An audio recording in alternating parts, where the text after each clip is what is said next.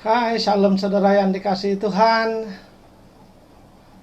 Saya percaya pada pagi ini kita semua dalam keadaan yang sehat, bersama dengan kawan-kawan ataupun dengan keluarga masing-masing. Selamat berhujung minggu. Kita berada di tempat yang sangat indah, sangat baik. Itu sebuah negara yang sangat harmoni pada ketika ini. Dan saya percaya semuanya itu hasil daripada doa orang-orang percaya dan berkat Tuhan, bahkan pimpinan Tuhan kepada kita semua. Hari ini merupakan hari selamat hari Bapak. Happy Father's Day. Terima kasih kepada semua jemaat yang telah mengucapkan Happy Father's Day kepada bapak-bapak berstatus bapak-bapak SIBDC. Saya mewakili mereka mengucapkan terima kasih atas ucapan kalian semua dan doa yang kalian ungkapkan, berkat, ucapan-ucapan berkat khususnya kepada bapak-bapak. Saya mewakili mereka akan memotong kek yang ada di hadapan saya ini dibuat oleh ibu-ibu, persekutuan ibu-ibu SIBDC, dan saya mewakili bapak-bapak akan memotong kek dan mengucapkan ribuan terima kasih kepada para ibu-ibu yang telah bersusah payah mewujudkan kek ini, membuat kek ini. Dan kiranya Tuhan menyertai kita semua, kiranya Tuhan memimpin dan melindungi kita semua di dalam pelayanan kita sebagai sebuah keluarga, lebih-lebih lagi bapak-bapak yang kata firman Tuhan sebagai ketua keluarga. Bapa surga, dalam nama Tuhan Yesus Kristus, hamba-Mu mengucap syukur atas kebaikan. Sepanjang minggu ini Tuhan telah menjaga, melindungi, dan memberkati kami semua. Sehingga pada pagi ini sekali lagi kami dapat bersama-sama di dalam ibadah secara online, khususnya dalam khotbah. Walaupun kami tidak dapat memuji dan menyembah bersama-sama di tempat, di gedung yang telah disewa. Kami percaya Bapa bahwa dimanapun kami berada, di situ Tuhan berada. Karena itulah janji Tuhan. Bukan soal gedung, bukan soal tempat. Kehadiran Tuhan dinilai. Tapi Allah ada di mana tempat. Di mana-mana saja Allah hadir. Apabila anaknya berkumpul, apabila anaknya berseru dan memuji dan menyembah Tuhan. Mau berdoa Tuhan khusus untuk negara kami Malaysia. Kepimpin negara kami Tuhan terus menerus. Kami percaya apapun yang terjadi dalam negara kami, dalam hal pergolakan politik, hal pemerintahan, hal perniagaan sekalipun, dan apa saja, termasuk keselamatan dan keharmonian, semuanya itu Tuhan dalam tangan. Engkau yang organize semuanya. Dan apa yang terjadi, semuanya merupakan tidak pernah terlepas daripada pengetahuan ya Tuhan. Dan ada kalanya terjadi karena Tuhan ingin memberikan kami pengajaran, mendidik dan bahkan menguatkan kami. Namun kami percaya semua yang terjadi mempunyai suatu kebaikan daripada Tuhan sendiri. Kami juga berdoa untuk para bapak-bapak di SIBDC, bahkan di seluruh pelosok dimanapun mereka berada. Tuhan memberikan kiranya hikmat dan pengertian, kekuatan di dalam menjadi kepala rumah tangga, kekuatan di dalam mengendalikan, bahkan membawa sebuah keluarga untuk datang kepada Tuhan dengan lebih dalam, menjadi idola dan pola kepada anak-anak, menjadi pembimbing bahkan pelindung kepada anak-anak. Oh haleluya Bapa.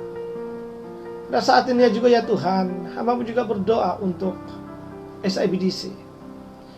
Pelayanan kami mungkin akan berbeda dari segi cara, tetapi pelayanan ini Tuhan, hamba-Mu percaya adalah punya satu tujuan yang sama, yaitu untuk menyatakan kabar baik, Injil kepada setiap orang.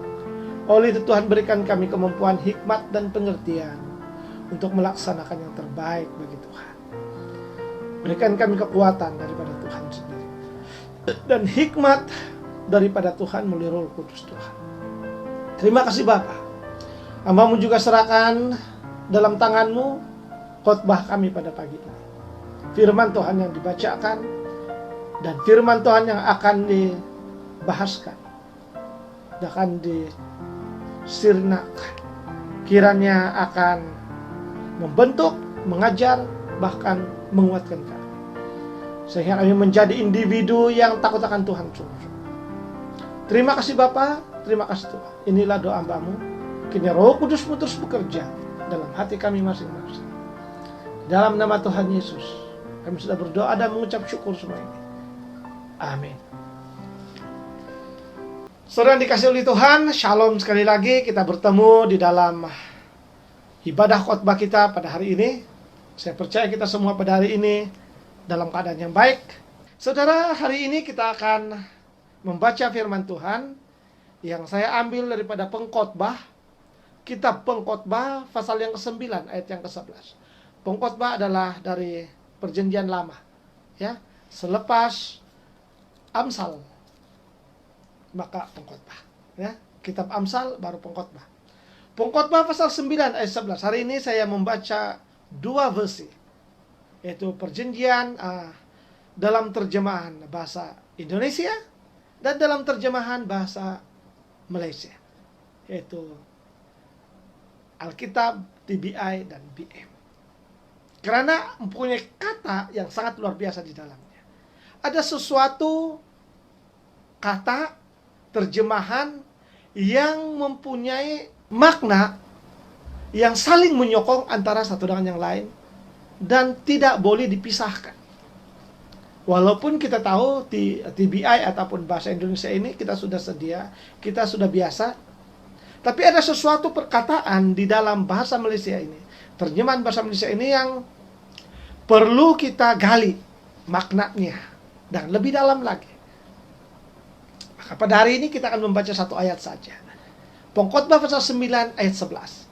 Saya akan membaca dengan terjemahan bahasa Indonesia terlebih dahulu. Pengkhotbah 9 ayat 11 berbunyi demikian, terjemahan bahasa Indonesia. Lagi aku melihat di bawah matahari bahwa kemenangan perlombaan bukan untuk yang cepat, dan keunggulan perjuangan bukan untuk yang kuat, juga roti bukan untuk yang berhikmat, kekayaan bukan untuk yang cerdas, dan karunia bukan untuk yang cerdik cendekia. Karena waktu dan nasib dialami mereka semua. Dalam terjemahan bahasa Malaysia berbunyi demikian. Ada lagi yang aku dapati di dunia ini. Pelari yang pantas tidak selalu menang, dan orang yang berani tidak selalu menang dalam pertempuran. Orang bijak tidak selalu dapat mencari nafkah. Orang berakal tidak selalu menjadi kaya. Dan orang yang handal tidak selalu memperoleh kedudukan yang tinggi. Nasib malang boleh menimpa setiap orang. Nah, saudara yang dikasihi oleh Tuhan, ada sesuatu yang luar biasa dalam ayat ini yang ditulis oleh pengkhotbah. Atau dengan kita mengerti bahwa pengkhotbah ini ditulis oleh seorang yang bernama Anak Daud, raja di Yerusalem. Dan kita mengerti siapa Anak Daud ini, dan menjadi raja orang Yahuda, orang Yahudi ataupun orang Israel yang berada di Yerusalem yang telah membina bait Allah, ialah Raja Salomo sendiri, yang terkenal dengan jolokannya, dengan panggilannya sebagai raja yang penuh hikmat. Kebijaksanaannya melampaui pada semua orang yang pernah hidup sezaman dengannya. Bahkan ada yang berkata, sampai kepada saat ini, hikmat atau kepintaran yang Salomo memiliki tidak ada tandingannya. Namun apabila kita membaca kepada ayat ini, macam ada sesuatu yang berlawanan dengan sifat ajali manusia. Kata-kata si pengkhotbah ini sepertinya sesuatu yang menidakkan lumrah manusia. Kalau kita perhatikan satu persatu ini, mari kita lihat khususnya ayat demi ayat dalam ayat yang ke-11 ini, kata demi katanya. Dalam terjemahan bahasa Indonesia, lalu aku melihat di bawah matahari bahwa kemenangan perlombaan bukan untuk orang yang cepat. Maka tema kita pada hari ini, saudara yang dikasih oleh Tuhan, ialah ketaatan membawa kemenangan. Jadi kalau kita melihat kepada tema ini, sudah menjawab sebenarnya. Tidak perlu penguraian yang lebih besar atau lebih dalam. Karena apabila kita membaca pada ayat yang 11 ini, kita dapat menyimpulkan melalui tema ini. Tetapi kita perlu gali karena ada beberapa perkara yang kita perlu tahu dengan lebih dalam bagaimana ketaatan itu dapat diwujudkan dalam perkara-perkara yang telah disebutkan khususnya dalam ayat yang ke-11 ini. Karena dalam semua bunyi yang tertulis dalam ayat ke-11 ini seolah-olah berlawan dengan fitrah manusia. Kalau dalam perlombaan, yang cepat semestinya yang menjadi ada peluang yang terbesar untuk menjadi johan, orang yang menang. Selalunya kalau kita melihat kepada sukan olahraga, yaitu sukan yang menggunakan tenaga berlari, khususnya daripada 100 meter, 110 meter, 200 meter, 400 meter, 4x400 meter, bahkan 1.500, 8.000 meter, 3.000 meter sekalipun. Semuanya bergantung kepada kecepatan. 100 meter khususnya. Sesiapa yang mempunyai larian yang cepat, mempunyai potensi untuk menang di dalam perlombaan tersebut. Dan ini fitrah manusia, ini hukum azali manusia yang kita namakan sebagai logik. Dan seringkali kita dalam setiap musim sukan akan mencari orang yang paling terpantas di dalam sebuah negara untuk dipertandingkan ke tempat yang lebih tinggi. Sukan Commonwealth, sukan Olimpik, sukan dunia. Dan sukan-sukan dimanapun yang setara dengan yang melibatkan dunia. Tentu kita akan mencari orang yang pantas, orang yang kuat, orang yang laju, cepat berlari. Tetapi kalau kita kembali kepada ayat yang ditulis oleh pengkhotbah ini, seolah-olah menidakkan lumrah ataupun fitrah ataupun logik manusia, khususnya di dalam sukan yang melibatkan perlombaan. Mari kita melihat kepada terjemahan bahasa Malaysia. Ya, ada lagi yang aku dapati di dunia ini. Wah, pelari yang pantas atau laju tidak selalu menang. Luar biasa.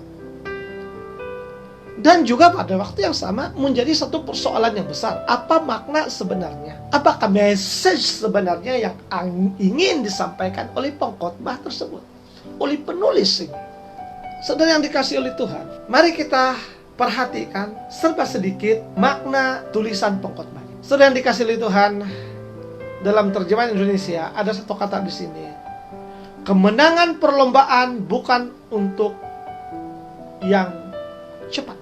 Tentunya saudara, ada satu kata-kata pujangga, ada satu kata-kata falsafah tentang kehidupan manusia. Ingat, mari kita simpan dalam pemikiran kita bahwa si pengkhotbah ini merupakan orang yang paling bijaksana, yang Tuhan telah berikan kepada dia kebijaksanaan melampaui semua orang yang pernah hidup dengan sezamannya. Karena inilah kenyataan firman Tuhan. Kalau kita membaca dalam sejarah raja-raja, sudah dicop bahwa Raja Salomo merupakan satu-satunya yang Tuhan berikan kebijaksanaan melampaui semua orang. Sehingga kan Ratu India datang sendiri untuk melihat kebijaksanaan Raja Salomo ini dan pulang dengan penuh kekaguman. Bahkan raja-raja di sekitar pemerintahan Raja Salomo tunduk kepadanya. Dan dalam tempo pemerintahan Raja Salomo, damai dan keharmonian wujud di dalam negara. Dan tidak ada peperangan selama pemerintahan. Karena kebijaksanaan itu menjadikan orang lupa untuk berperang. Tetapi membuka minda mereka, membuka kekaguman mereka tentang kebijaksanaan yang selama ini mereka tidak pernah ambil peduli, melainkan peperangan demi peperangan. Saudara yang dikasihi oleh Tuhan, mari kita perhatikan kata ini. Orang yang pantas, orang yang laju, kata firman Tuhan, bukan selalunya menang. Dikatakan tidak selalu menang. Saya katakan tadi ada satu falsafah tentang hidup. Perkataan yang sederhana. Hidup merupakan perlombaan. Seringkali kita mendengar para pujangga, puisi, sastrawan mengungkapkan, hidup merupakan suatu perjuangan, hidup merupakan satu perlombaan. Malahan Paulus sendiri mengungkapkan kata-kata ini, hidup merupakan satu perlombaan. Daripada kata-kata ini, saya akan membawa kata-kata tersebut ke dalam penulisan si pengkhotbah ini, supaya kita akan memahami dengan lebih dalam kata-kata atau tulisannya ini ditujukan kepada apa. Sebab kalau kita membawa tulisan ini kepada sifat olahraga yang kita tahu ini sangat bertentangan. Jadi kalau dia sangat bertentangan dengan sifat olahraga yang kita sudah sedia maklum, maka bukan itulah tujuan ataupun makna penulisan ini. Jadi kalau bukan itu apa? Maka kita kembali kepada kebijaksanaan. Pujangga-pujangga yang mengeluarkan kata-kata kebijaksanaan dengan membandingkan cara hidup, cara perjalanan, tetapi ungkapannya itu melambangkan kepada hal-hal yang kita hidupi setiap hari. Kehidupan. Artinya saudara, perlombaan terwujud di dalam kehidupan setiap hari. Perlombaan untuk apa? Tentunya untuk memperoleh kemenangan. Tapi kata di sini, sesuatu yang luar biasa ya, dapat di dunia ini pelari yang pantas tidak selalu menang. Ada satu lagi kata-kata yang sangat luar biasa di dalam firman Tuhan. Pada masa akan datang, ramai orang yang menjadi kepala akan menjadi ekor. Yang ekor menjadi kepala. Itu semuanya merupakan gambaran atau falsafah ataupun kata-kata hikmah yang menggambarkan tentang suatu perlombaan. Saya mengutip kata-kata tersebut bagi kita supaya kita memahami kata-kata ini. Orang yang cepat belum tentu mendapat kemenangan. Orang yang pantas, orang yang laju belum tentu memperolehi kemenangan. Artinya saudara yang dikasihi oleh Tuhan, dengan kata very simple, orang yang laju belum tentu sampai ke garisan akhir. Artinya kalah. Dia berlari laju. Kita masih ingat sebuah cerita tentang Arnab dan kura-kura. Kalau dari segi logik, siapakah yang paling laju? Tentu saudara familiar dengan cerita ini. Bahkan diceritakan daripada anak kecil hingga kepada dewasa. Bahkan seringkali menjadi suatu pengajaran di sekolah ataupun dalam televisi. Akan keluar adanya perlombaan antara Arnab dan kura-kura. Dan pada akhirnya kita dapat melihat bahwa yang menang adalah kura-kura. Dari segi kecepatannya dan kelajuannya, itu tidak dapat menyamai kecepatan oleh Arnab. Tapi akhirnya Arnab yang begitu cepat kalah di garisan yang terakhir. Saudara yang dikasih oleh Tuhan, sudah ada 3 contoh, 3 bidalan yang saya ungkapkan untuk supaya kita memahami kata-kata baris pertama pada ayat yang ke-11. Mari kita teruskan, saudara yang dikasihi oleh Tuhan. Pada ayat yang ke-11 ini, baris yang pertama, aku melihat di bawah matahari bahwa kemenangan perlombaan bukan untuk yang cepat. Dalam terjemahan bahasa Malaysia, aku dapati di dunia ini, artinya saudara, semua manusia sedang terlibat di dalam perlombaan ini. Tidak ada satu orang pun yang tidak terlibat. Saudara dan saya, perlombaan hidup mencapai kemenangan. Sedang dikasihi oleh Tuhan, tema kita pada hari ini merupakan tema yang sangat sederhana. Ketaatan membawa kemenangan. Seorang pelari laju, saudara, yang dikasihi oleh Tuhan, dia sudah tetapkan sejauh mana dia akan berlari dengan bersungguh-sungguh. Selepas sampai kepada garisan tersebut, dia akan berhenti. Saya pernah mengikuti larian jarak jauh. Saya pelari dalam 1.500 meter. Dan saya juga pernah mengikuti larian 1 kilometer. Walaupun saya tidak sampai sebagai Johan, tapi yang sangat membanggakan saya adalah saya sampai ke garisan akhir. Walaupun tidak dinobatkan sebagai pemenang dalam kategori seperti biasa, dapat pingat dan dapat apa semua. Tapi secara kepuasan pribadi, saya sampai ke garisan penamat. Ratusan orang tidak sampai ke garisan penamat. Mereka berhenti di tengah-tengah. Tapi saya menekatkan diri untuk sampai ke garisan penamat. Walau apa keadaan sekalipun. Masa bukan suatu ukuran. Tetapi yang penting saya akan sampai ke garisan penamat dengan keadaan yang baik. Nah, saudara dikasihi oleh Tuhan, hal pertama yang perlu kita sadar, makna pengkhotbah ini ialah hidup kita ini merupakan satu perlombaan. Kita sedang berlomba dalam jarak yang berbeza. Ada yang sedang berlomba dalam 100 meter, ada yang berlomba dalam 110 meter berpagar, ada yang berlomba dalam 200 meter, ada yang berlomba dalam 400 meter, ada yang berlomba dalam 4 kali 400 meter. Ada yang berlomba 800 meter, 1.500 meter, 5.000 meter. Tidak sama. Bagaimana kita menyadari bahwa kita sedang berada di trek-trek tersebut? Kita tidak dapat menyadari kita berada di 100, 200, 400, 500, ataupun di mana-mana tempat. Tetapi yang betulnya, yang logiknya, kita sedang berada di trek perlombaan. Dan trek Anda itu Anda berada di 400 meter ke 500 meter adalah umur Anda sendiri. Apakah engkau hidup sehingga 600 tahun? Kalau ada. Atau Anda hidup 60 tahun? Itulah trek Anda. Dan larilah. Jangan berhenti. Jangan berhenti sebelum sampai ke garisan terakhir. Nafasmu yang terakhir. Wah, saudara yang dikasihi oleh Tuhan, ternyata pengkhotbah ini sedang membincangkan tentang soal hidupmu di hadapan Tuhan dengan menggunakan istilah olahraga, dengan menggunakan istilah perlombaan. Maka dia memberikan kita satu gambaran bahwa hidup kita ini bukan sesuatu yang kita mau cepat-cepat habis. Jikalau kita berada di trek 1.500 meter, kita akan mengalami pusingan demi pusingan untuk menghabisi 1.500 meter.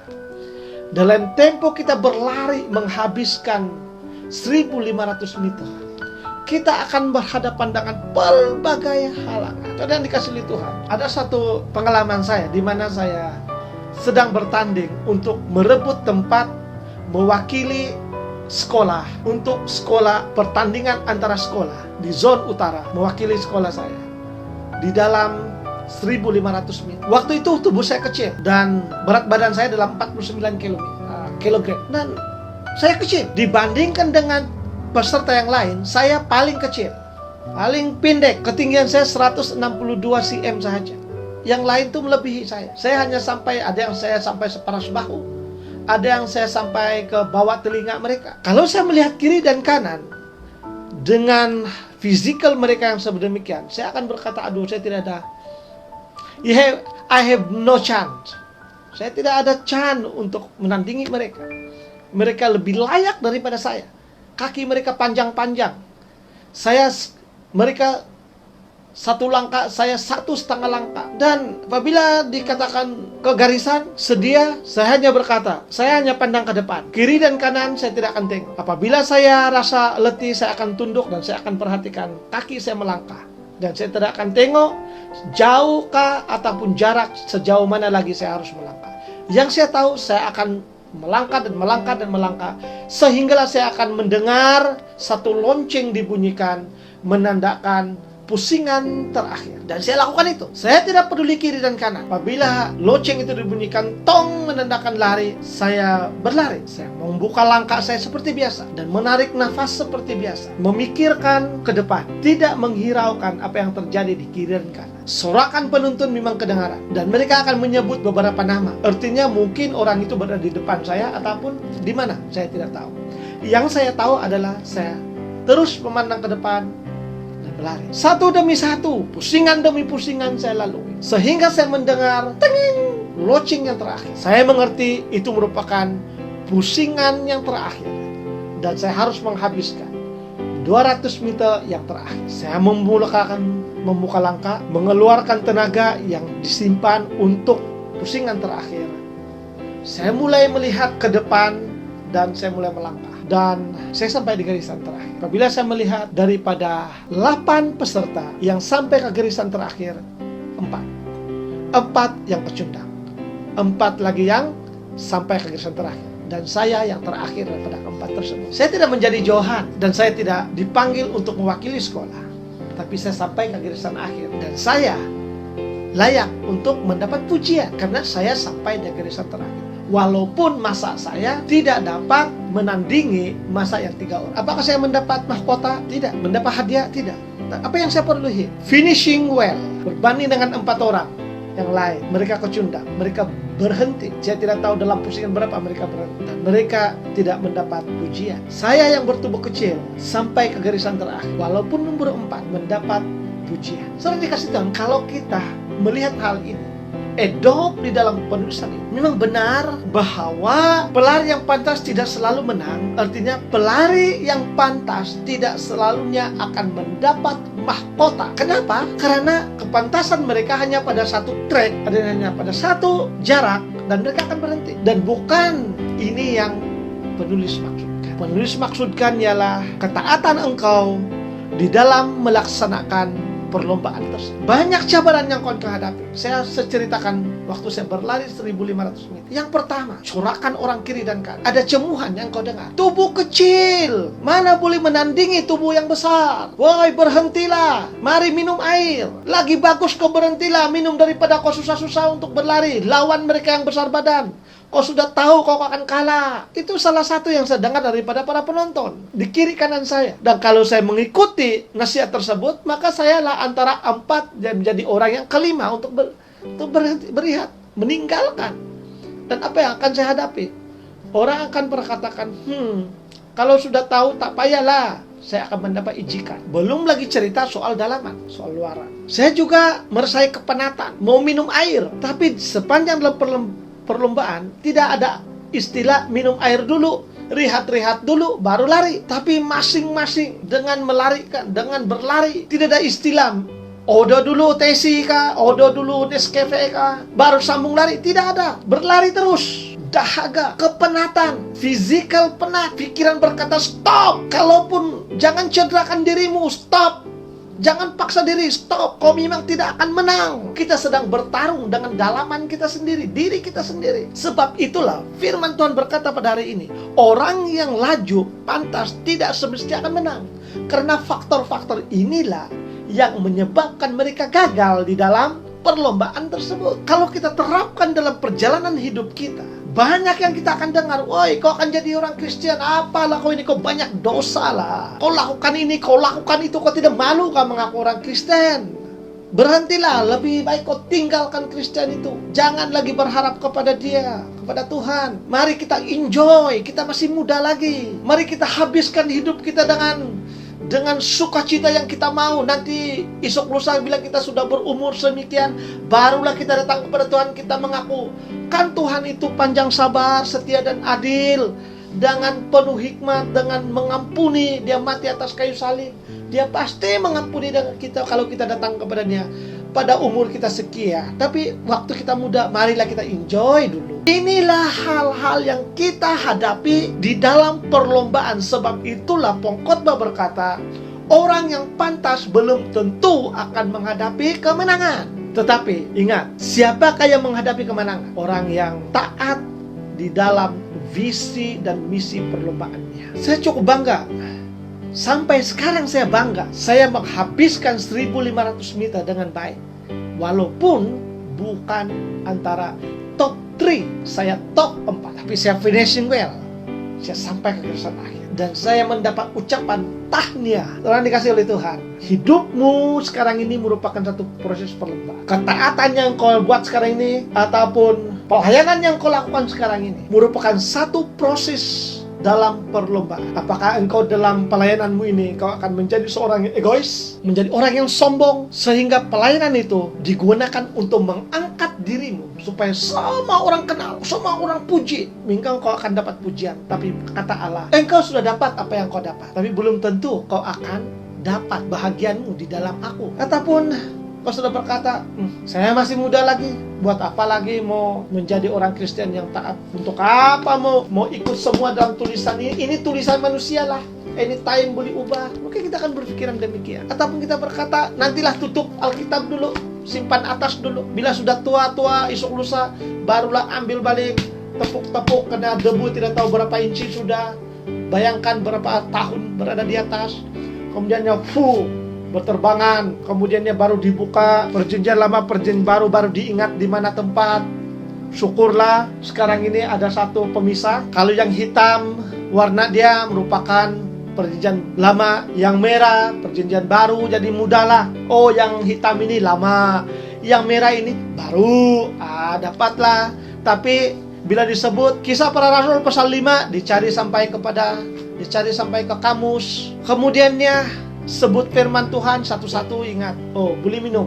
Sebab itu Tuhan bilang, tambahkan minuman sedikit, minuman anggur sedikit di minumanmu. Boleh minum setakat mana? Jangan sampai mabuk. Akan wujudnya beberapa istilah-istilah yang kita pakai untuk membenarkan diri, kononnya daripada Alkitab. Nah, sudah dikasih Tuhan. Mungkin kita banyak cabaran demi cabaran yang kita ada. Dari segi sosial, bayangkan waktu saya berlari, saya ternampak ada di sebelah kiri saya sedang bercerita. Lalu saya katakan, ambil masa dulu lah bercerita dengan mereka, nanti saya sambung lari. Saya menyimpang dan saya berborak-borak dengan mereka, huha-huha.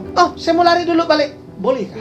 Saya dianggap tidak layak untuk masuk dalam pertandingan, tidak layak mendapat pujian, karena saya telah meninggalkan apa yang seharusnya saya lakukan sebagai olahraga. Engkau, saudara dan saya diangkat oleh Tuhan menjadi anak-anaknya, seharusnya bersifat, mempunyai pribadi, mempunyai gaya hidup sebagai anak-anaknya. Dan tapi jikalau saudara dan saya keluar daripada itu, apakah saudara dan saya boleh dianggap oleh Allah sebagai anak-anaknya lagi? Ini persoalan yang sangat besar. Kita sedang berlomba dalam kehidupan, dalam cara yang berbeda, di track yang berbeda. Tapi saudara, kita diikat dengan satu kata, ketaatan. Apakah engkau taat dalam mengerjakan perlombaan hidupmu? Walaupun mungkin berbagai rintangan yang kau hadapi di sepanjang perjalanan hidupmu. Trek perlombaan tersebut, ada lubang, ada lopak, ada duri, kasutmu tertanggal, tapak kasutmu terbuka, bermacam-macam. Itu merupakan satu gambaran cabaran-cabaran hidup dan masalah yang kau hadapi di dalam trek perlombaan tersebut. Apakah kau akan berhenti dan keluar daripada trek tersebut? Terserah, karena kedua-duanya ada implikasi kepada kita. Apakah engkau akan mengakhiri perlombaan dengan jayanya ataupun dengan cemuhan dan kekesalan? Setelah yang dikasih oleh Tuhan, mari kita teruskan kepada ayat ini.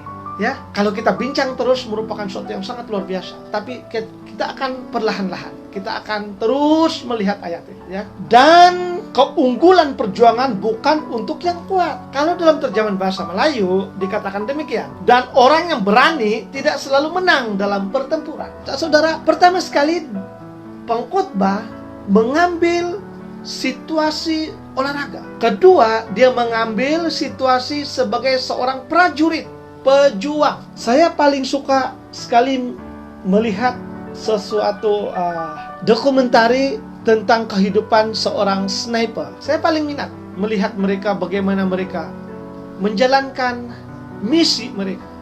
Seorang sniper bukan saja memiliki suatu keahlian untuk menembak jarak jauh, dengan menggunakan suatu senapang yang khas. Yang paling penting ialah dia dapat membaca kekuatan angin bersama dengan jarak sasarannya. Dia tidak akan menembak dengan sembarangan. Dia akan melihat arah angin, kelajuan angin, dan cuaca pada waktu dia sedang menjalankan misi. Yang kedua, dia akan memilih satu tempat yang sangat sukar bagi seorang penembak. Dia akan berada di sana. Yang ketiga, kunci utamanya ialah ketaatan.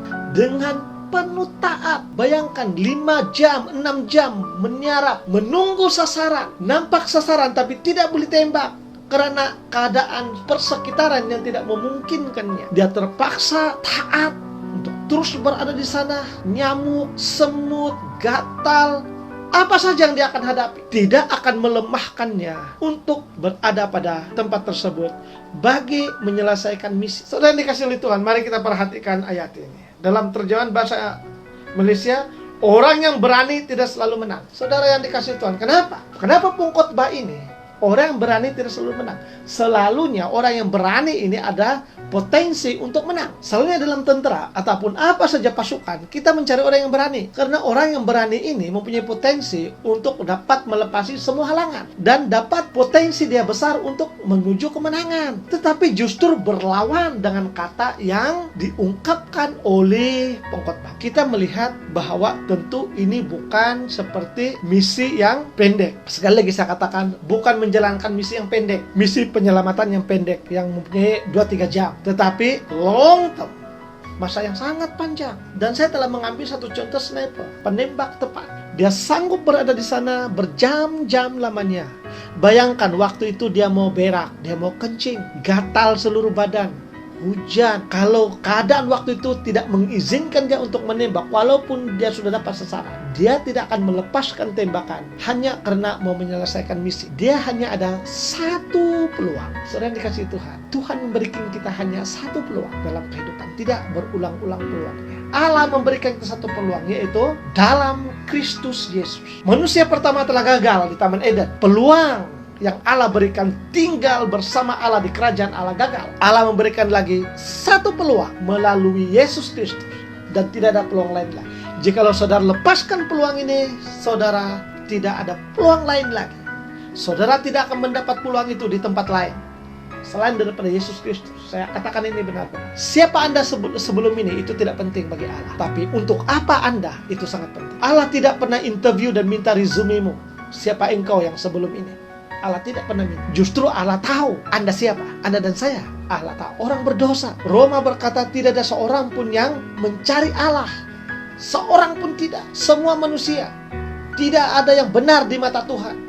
Allah tahu resume kita. Tidak ada yang benar di mata Tuhan. Tapi Allah memberikan kita satu peluang. Dalam Kristus Yesus. Pergunakan peluang ini dengan baik. Jangan sia-siakan. Jangan menjadi Kristen hanya sedemikian untuk jadi kaya. Ramai orang seperti demikian. Ramai yang menjadikan firman Tuhan ini sebagai bisnis. Dan banyak hal seperti itu. Sebab itu saya tidak heran kalau di dalam Matius, Yesus berkata dalam pasal 6, pasal 7 berkata, bukan semua orang yang memanggil aku Tuhan, Tuhan, Tuhan akan masuk dalam kerajaan surga, tetapi bagi mereka yang percaya dalam namaku. Kemudiannya ada satu perbualan antara manusia dengan Allah di dalam penghakiman. Tuhan, bukankah aku telah melakukan mukjizat demi namamu?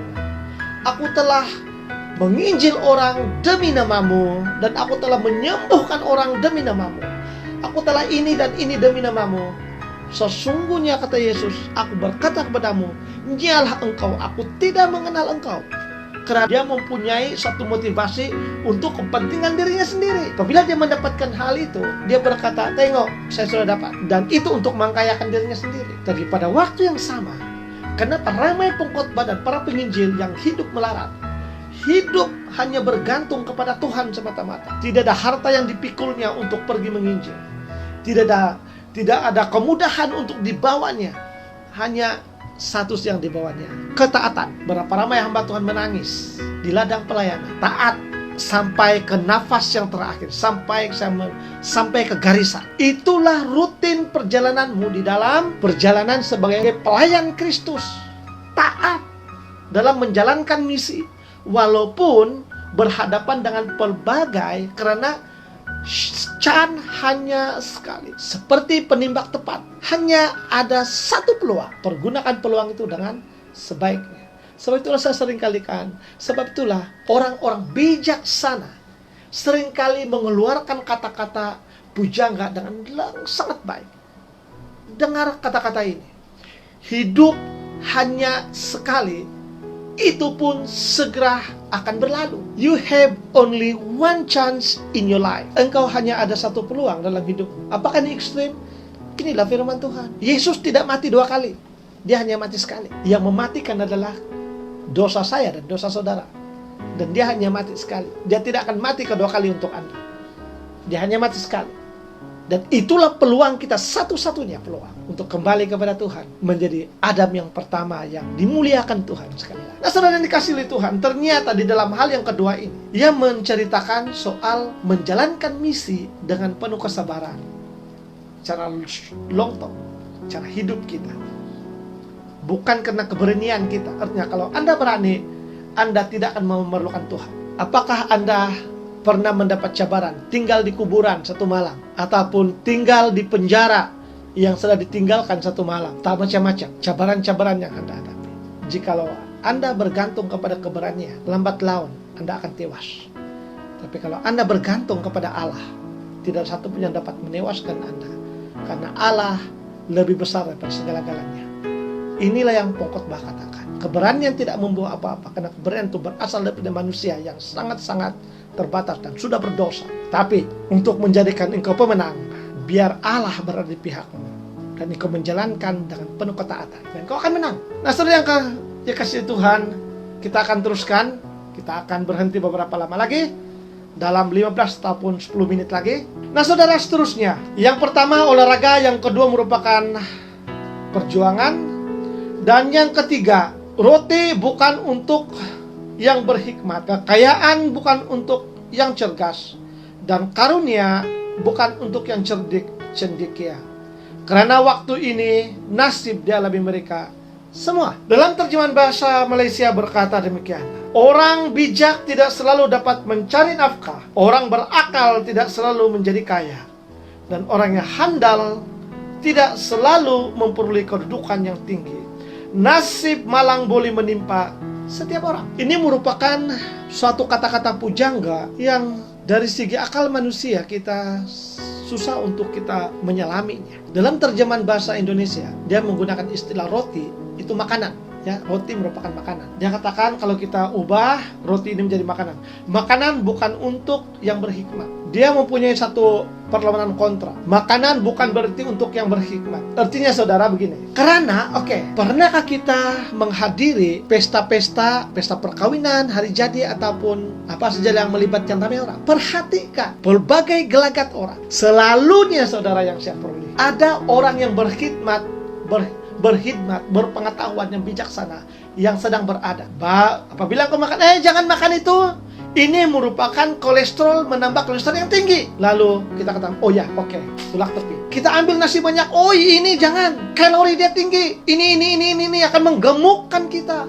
Kita akan kurang. Kita sampai ke suatu tempat, ini jangan kambing, jangan. Ini lemaknya begini akan tinggi darah dan gout dan macam-macam. Akhirnya satu benda pun kita tidak dapat. Sebab itu dikatakan di sini saudara, penulis berkata, roti bukan untuk orang yang berkhidmat. Dengan kata yang lain, saudara yang dikasihi oleh Tuhan, kepintaran manusia ini seringkali menjadi penghalang kepada berkat dan anugerah Tuhan. Bukan saya katakan tentang makanan tadi, itu hanya satu bidalan contoh. Kalau kita masukkan dalam diri kita, seringkali pengetahuan kita ini menjadi penghalang kepada berkat dan anugerah Tuhan, hikmat Tuhan. Kita seringkali menggunakan akal pikiran untuk menyelesaikan ini. Akibatnya nanti lebih parah kehidupan kita. Sedangkan Allah sudah berkata, aku akan memberikan kamu rohku sebagai penolong. Dia akan menolong engkau, menyertai engkau sampai kesudahan akhir zaman. Roh penolong artinya yang membantu kita, memberikan kita hikmat, yang menolong kita untuk menyelesaikan sesuatu, memikirkan sesuatu, dan mencernakannya sehingga itu bermanfaat kepada kita. Tapi seringkali kita gagal di dalam hal ini. Seringkali kita menggunakan akal pikiran logik kita, sehingga akhirnya yang terhasil adalah yang mencelakakan kita. Dan kita berkata, Tuhan, di mana Engkau berada? Mujurlah Tuhan dengan sepintas, sepantas kilatnya berkata, kan aku sudah berkata dalam Kisah Para Rasul, aku akan menurunkan roh penolong bagimu. Dia akan menolong engkau. Kenapa engkau tidak datang kepada penolongmu? Mengapa engkau tidak mendengar kata-kata penolongmu yang aku berikan, yang tahu ke depannya apa akan terjadi? Tapi Allah dengan sabar berkata, anakku, diam sekejap, duduk sekejap, perhatikanlah kiri dan kanan, duduk sebentar.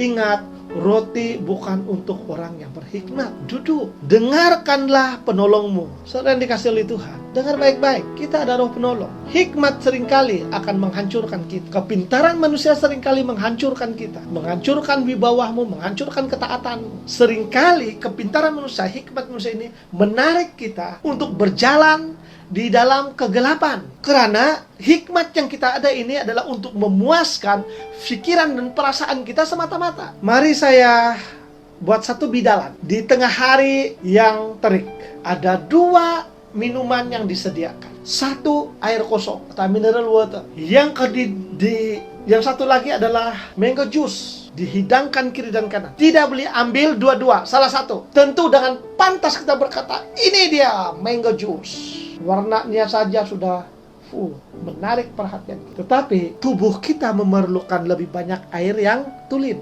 mineral water. Inilah cara kita. Kalau kita minum mango juice, dahaga itu akan hilang sebentar. Tapi kita akan haus lagi. Bertambah haus karena kandungannya, campurannya menjadikan dahaga di dalam itu tidak dapat dihilangkan. Karena keperluan mineral water itu tidak dapat dipenuhi. Karena yang hadir bukan yang diperlukan. Tapi kalau kita minum mineral water, dahaga akan hilang. Karena itu yang diperlukan oleh tubuh badan. Selalunya hikmat, penglihatan kita, pemikiran kita, akhirnya akan mengena kita sendiri. Karena kita tidak tahu akibat di dalamnya. Kedepannya kita tidak tahu. Kita hanya tahu waktu itu sedap. Wow, sangat menyelerakan. Saudara yang dikasihi oleh Tuhan, roti bukan untuk orang yang berkhidmat. Itu artinya saudara, pikiranmu, kepandaianmu akan menjadi penghalang kepada berkat Tuhan, pimpinan Tuhan, pertolongan Tuhan. Jikalau hikmatmu itu, kepandaianmu itu hanya untuk dirimu sendiri. Kita ada penolong yang Tuhan berikan. Apapun yang kau hadapi saat ini, datang kepada penolong, berdoa, Tuhan, apa yang sedang saya hadapi ini, berikan saya kekuatan, berikan saya hikmat daripada Engkau.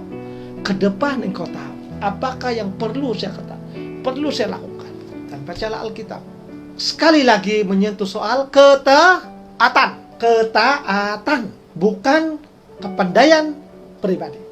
Nah, saudara yang terakhir, kita dapat melihat di sini kata-kata yang terakhir. Waktu dan nasib dialami mereka semua. Dalam terjemahan bahasa Melayu dia katakan nasib malang boleh menimpa setiap orang. Saudara, kita tidak boleh kontrol hidup kita. Ada satu perumpamaan yang Yesus ungkapkan berkenaan dengan seorang kaya. Dia katakan begini. Ada seorang kaya. Dia berkata pada waktu dia sedang tidur, dia berkata kepada dirinya sendiri, bersenang-senanglah hai tubuhku. Besok aku akan membina lombong, gudang yang besar, dan menempatkan tuayan-tuayan atau hasil-hasil kebun saya, pertanian saya di tempat itu, supaya saya menjadi kaya.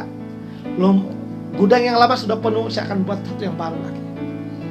Dan aku akan berkata pada tubuhku, bersenang-senang lenanglah, kau sudah ada semua. Tapi apa kata Yesus katakan? Tapi dia tidak tahu. Malamnya Allah mencabut nyawanya. Dan ada satu pertanyaan yang Yesus katakan, apakah gunanya lagi kekayaannya itu? Saudara yang dikasihi oleh Tuhan, nasib malang menimpa manusia. Kenapa pokok berkata nasib malang? Karena saudara, dia sudah mengerti, dia sudah merasai sendiri. Dalam sepanjang dia menjadi raja, dalam tempo 30 tahun, dia menjadi seorang raja. Dia sudah menikmati berbagai kemewahan, pangkat, nama. Dan kalau kita membaca pada Amsal, pada akhirnya dia katakan, semuanya sia-sia. Bahkan akibat daripada ingin memuaskan hatinya, dia sampai menyembah berhala, berpaling kepada Allah dan menyembah berhala. Dan disitulah dia mendapat sesuatu kesakitan yang luar biasa, karena imannya sudah dilapisi dengan penyembahan berhala. Di akhir-akhir tuanya, menurut sejarah, Raja Salomo telah masuk ke dalam bait Allah dan tinggal di dalamnya sehingga meninggal. Dia telah menulis hikmat-hikmat yang Tuhan berikan. Dia telah menulis nasihat-nasihat untuk orang muda, untuk orang kaya, untuk orang miskin, untuk raja, bangsawan, pembesar, dan rakyat biasa. Bahwa semuanya itu pada akhirnya sia-sia dan mendatangkan malang saja bagi hidupmu, jikalau apa yang engkau ada hanya menjerat engkau, hanya menarik engkau keluar daripada ketaatanmu kepada Tuhan. Dan itu dia katakan nasib malang. Tidak ada istilah lain yang lebih indah untuk menggambarkan malang bagaimana. Kalau kita katakan nasib malang, sudah merangkumi kepada kesakitan, penyiksaan, kerendahan diri, dan semua kegagalan terungkap di dalam perkataan nasib malang. Apakah dia nasib malang bagi dia? Dia seorang raja dan seorang yang kaya. Bagi kita, apa yang malang kepada dia? Dia menyentuh soal ibadahnya secara pribadi kepada Tuhan, ketaatannya kepada Tuhan. Mujurlah dia katakan, saya telah memikirkannya dan telah menginsafi dan bertobat semasa saya masih bernyawa, walaupun saya sudah lanjut usia. Tapi nasib malang itu sudah dirasainya sampai ke mati. Dia rasa penyesalan. Dalam masa mudanya dia tidak pergunakan untuk Tuhan, tapi dia pergunakan untuk memuliakan dewa-dewa yang pada akhirnya hanya menghancurkan imannya, menghancurkan ibadahnya kepada Tuhan, dan membawa dia lebih jauh kepada Tuhan. Walaupun dia tidak akhirnya tetap jadi raja, tapi akibat daripada itu apa yang terjadi? Akibat daripada itu kerajaan Israel pecah dua selepas dia meninggal. Anak-anaknya tidak diasuh dengan baik. Anak-anaknya dibiarkan menyembah berhala, menyembah dewa-dewa. Akhirnya kerajaan yang begitu gemilang sekali telah pecah dua menjadi kerajaan Yehuda dan kerajaan Israel. Dan hancur sama sekali di dalam pemerintahan anak-anaknya, di mana kerajaan Israel telah dihancurkan oleh Asyur dan kerajaan Yehuda dihancurkan oleh Babilonia. Akibat daripada ketidaktaatannya. Saudara dikasihi Tuhan, akibat daripada ketidaktaatanmu adalah kehancuran, malang. Oleh itu saya sarankan kepada kita pada pagi ini, jikalau selama ini kau memikirkan bahwa tidak pentingnya beribadah kepada Tuhan, dalam usia mudamu engkau sedang menumpukan bara di atas kepalamu, kata firman Tuhan, kemurkaan Allah. Dan menurut firman Tuhan ini nasib malang. Artinya ada satu kekesalan. Apabila engkau kembali kepada Tuhan pada waktu tua nanti, ada beberapa penyesalan-penyesalan dari segi manusia. Mengapakah masa tua baru saya datang kepada Tuhan? Saya sudah tidak larat lagi untuk berjalan ke gereja. Barulah saya datang kepada Tuhan, terhege-hege menyembah Tuhan. Ada kerinduan mau datang di gereja, ada kerinduan mau melakukan pelayanan di sana, pelayanan di sana. Tapi karena saya sudah tua, maka saya sudah tidak mampu. Apa yang saya boleh buat? Tidak ada. Kerinduan ada, tapi tidak mampu.